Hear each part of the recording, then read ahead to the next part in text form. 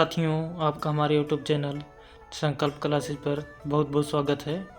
हम अपने आज के इस एपिसोड में कवि सुमित्रानंदन पंत की प्रकृति चित्रण के बारे में पता करेंगे या इनकी प्रकृति चित्रण को देखने का प्रयास करेंगे।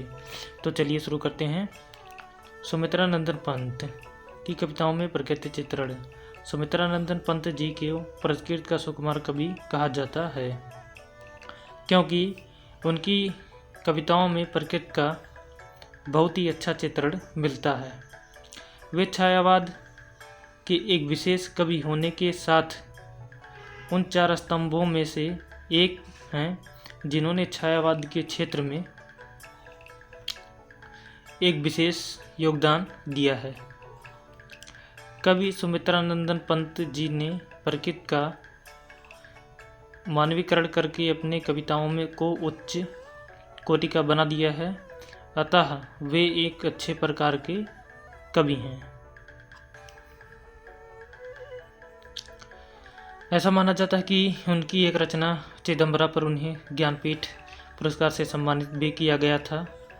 नोट: सुमित्रानंद पंत की कविताओं में प्रकृति चित्रण हम निम्नलिखित शीर्षकों के माध्यम से समझेंगे। फर्स्ट, आलम्बन रूप में। सेकंड, उद्दीपन रूप में। थर्ड, संवेदनात्मक रूप में। फोर्थ, रसात्मक रूप में। फाइव्थ, अलंकार रूप में। एंड सिक्स, मानवीकरण रूप में। प्रकृति चित्रण के अंतर्गत इनकी पहली विशेषता है आलम्बन रूप में। आलम्बन के रूप में कवि सुमित्रानंदन पंत की कविताएं बहुत ही प्रबल हैं, क्योंकि वह आश्रय द्वारा किसी प्रति उत्पन्न होती हैं। इसका उदाहरण हम निम्नलिखित तरीके से देख सकते हैं।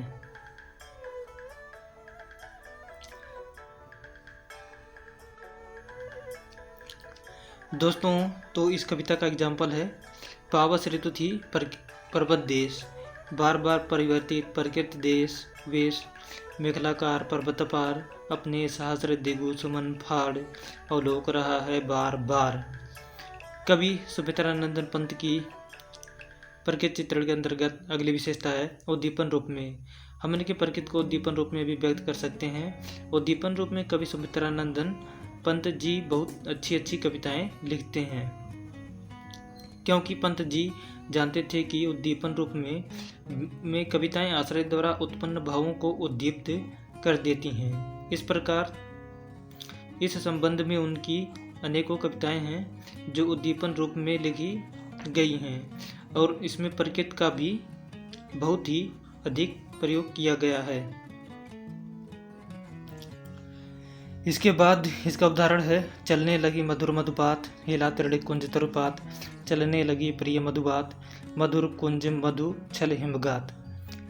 इनकी रास्य प्रकृति चित्रण को हम रसात्मक रूप में भी व्यक्त कर सकते हैं, तथा इसके अंतर्गत देखने पर पाते हैं हम रसात्मक रूप में कवि सुमित्रानंदन पंत की कविताएं भी रसात्मक हैं, क्योंकि इन्होंने अपनी अधिकतर कविताओं में रस भावना का प्रयोग किया है, जो छायावादी कवियों के साथ साथ इनकी भी महत्वपूर्ण विशेषता रही है।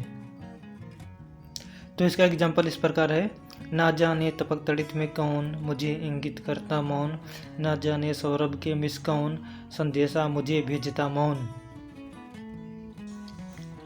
कवि सुमित्रानंदन पंत की प्रकृति चित्रण को हम अगली रूप में व्यक्त कर सकते हैं, जो कि है प्रतीकात्मक रूप।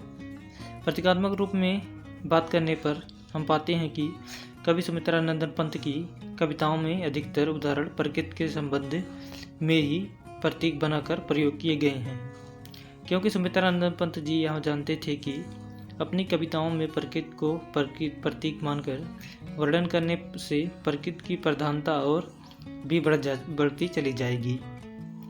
अलंकार रूप में कवि सुमित्रानंदन पंत की कविताओं में अलंकार रूप का बहुत ही अच्छा वर्णन किया गया है, क्योंकि कवि इस चीज को जानता था कि अलंकारों का प्रयोग जितना सटीक किया जाएगा, कविता उतनी ही अच्छी तथा विशेषायुक्त होती चली जाएगी। अतः उन्होंने इस प्रकार अपने बहुत से कविताओं में को लिखा।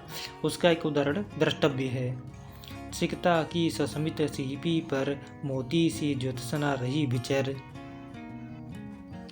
कवि सुमित्रानंद पंत के प्रकृति चित्रण को हम अगले रूप जो कि है प्रकृति का मानवीकरण रूप में भी व्यक्त कर सकते हैं।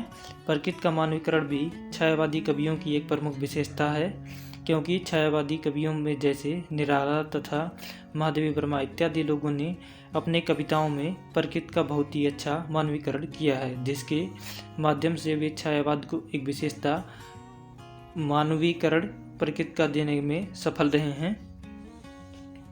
निष्कर्ष: उपरोक्त विवेचन के आधार पर हम यह कह सकते हैं कि कवि सुमित्रानंद पंत की प्राकृतिक चित्रण बहुत ही प्रबल है, जिसके माध्यम से प्रकृति के सुकुमार कवि की संज्ञा पाने में सक्षम है।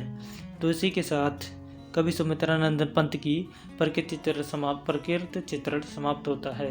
इसके बाद हम इनकी कुछ कविताओं को देखने का प्रयास करेंगे। तब तक के लिए जय हिंद। Thank you.